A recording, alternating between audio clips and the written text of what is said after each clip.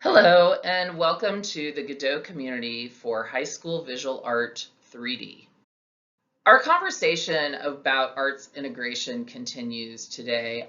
I will talk about a sculpture lesson that I do with Sculpture One students, and will hit upon making the work, finishing the work, and reflecting on the work using interdisciplinary connections. So the fetish figures can be made using a soft stone such as soapstone. You could have pieces of cast plaster that are in irregular organic shapes.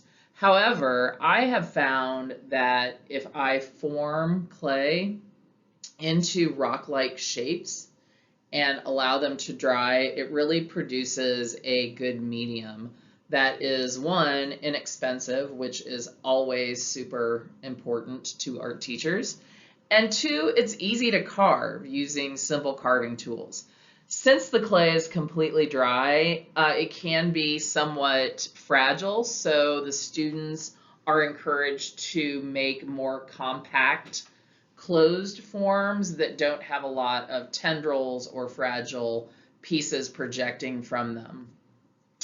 Students begin by selecting what we will call their stone. I often form several more than I need so that students have options. And then once they have selected the materials, they sketch the form from all sides. I also have them draw directly on their stone to show me where they will carve away. Students often have a hard time drawing things from multiple sides and sort of drawing three-dimensionally. So having them draw directly on their stone and maybe darken areas that they're going to cut away for negative space kind of gives me a sense and gives them a sense that they are really approaching this, since it's sculpture, from all sides and not just focusing on one point of view for their work. Once the students have finished their sketches, I make sure that they have utilized as much of the mass of their form as possible. So we look at examples to see how artisans have adapted their designs to fit within the material they have. So, sort of thinking about this idea of, how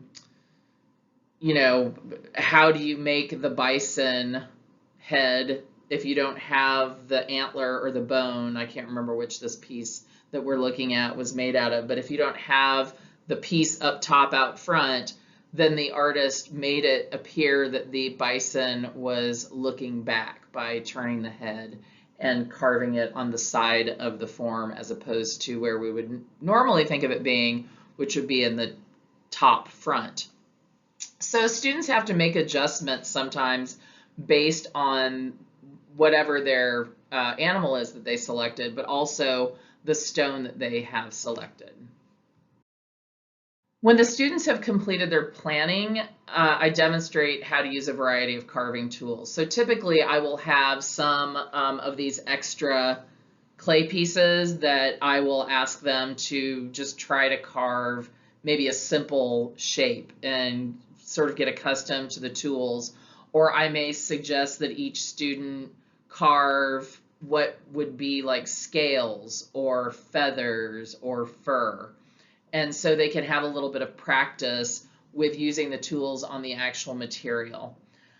I typically use really inexpensive wood carving tools that I just happen to have access to that were left over from another teacher, and they work really well. I've had students use X-Acto knives, and I've had them use fettling knives.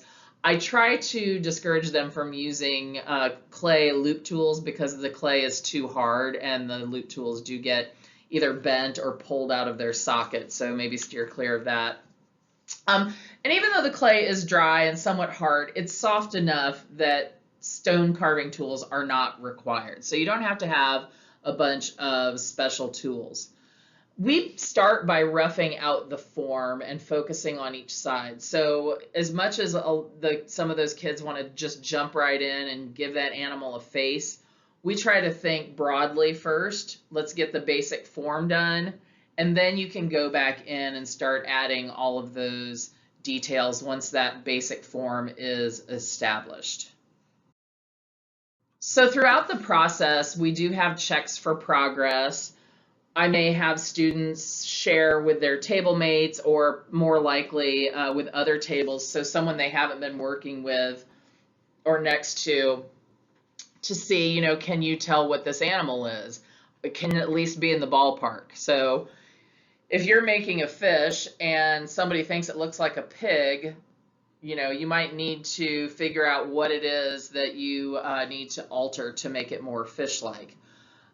When the work gets near completion, we continue to have these one-on-one conversations among peers, and then with me, of course. So I'm constantly, as they are having these studio work days, I am going from table to table and making suggestions and collaborating with them. When the work is complete, it needs to be bisque fired. So the clay this should be a quick process because nothing should need to dry. It should already be bone dry. But of course it needs to be bisque fired for permanence. And that could be the end of it because it's going to be pretty hard, but it's still going to be really porous. I like to go ahead and high fire the work to full vitrification once it's been bisque fired. I bisque fire it first, and I like to use a Bernard substitute stain on the work, and then I fire it again to the highest cone that it will go. And that is really going to make it more like an actual stone. There's also something really nice about the stain. I talk about Bernard substitute all the time. I love it. It's cheap, and it brings out such beautiful texture and detail in forms. And there's something about it that also looks rustic. Like these pieces look like they could be an artifact from centuries ago. So, we do give some thought to this surface and bringing out the detail and surface that and texture that these projects required. When the work is complete, students reflect, of course, on the visual success of the work because, again, we are, after all, an art class. So we are always thinking about those elements and principles. But additionally, they reflect on the effectiveness of what they were communicating, their personal connection with the work, their understanding of sculptural objects as historical record. They may even imagine what these forms might tell future societies about the world that we're living in right now. So the way that we look at artworks from centuries ago and what we learn, what are the things that we're making potentially telling future societies about us? And that's really kind of an interesting talking point for them. I hope that this presentation was useful, and thank you for tuning in.